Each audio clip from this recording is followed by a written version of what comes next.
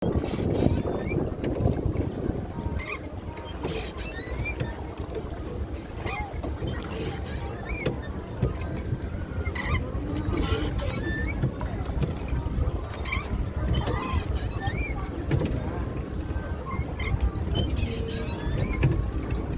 summer, parang kumukonti yung tubig dito. Ano, kuya? Opo. Pero hindi naman talaga actually na tutuyuan ito. Oo, hindi. Natural. Yung din level ito. lang. Natural itong lake. Natural ba tong lake? Ano, kala ko man-made to.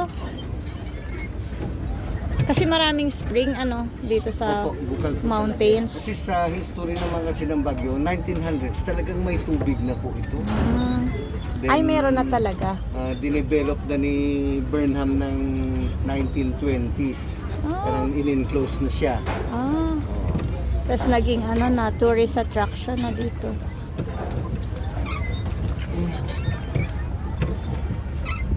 Pero ito pa rin, parang ito pa din ang number one, ano, Opo. tourist destination. Kaya na hindi gaanong na-maintain ang Burnham Park na ano po. Hindi ba? Although merong agency naman sa government na talagang in charge sa mga parks. Kasi before, talagang monthly, 2 months, 3 months, magpapalit sila ng mga bulaklak. Ganyan po noon. Oo. Kasi ako Baguio born ako, ma'am. Ah, Baguio born kayo saan po? Taga sa Lugmitra Barangay ako. Ah, okay. Ako hindi. Albay. Nag-move kami 2022.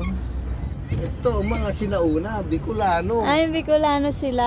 Oo, silang naunang operators dito, ma'am. Since Talaga? 1951. Oh, 1951. Hanggang ngayon, buhay pa rin ang negosyo. Marami pa ding Bicolano dito. 2022 ako nag... Ano, marami dito, ma'am. Mga Bicolano. Opo, sa Mga- palengke din madami. Opo. Mga grupo nito, mga photographers dito, ma'am. Ay, Marami Bicolano dito, mga sila. Bicolano dito, mga vendors na nito. Ah.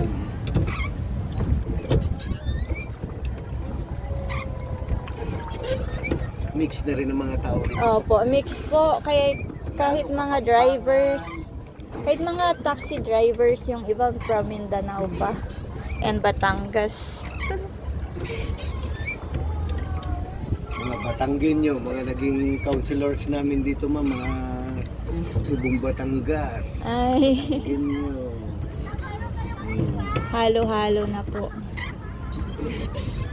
Parang number one pa din ang Baguio till now. Ang weather kasi iba talaga weather dito. So, Pero yung sa ngayon, hindi pa niya naabot yung peak. Kasi last, ano lang, mga last month, 11 degrees.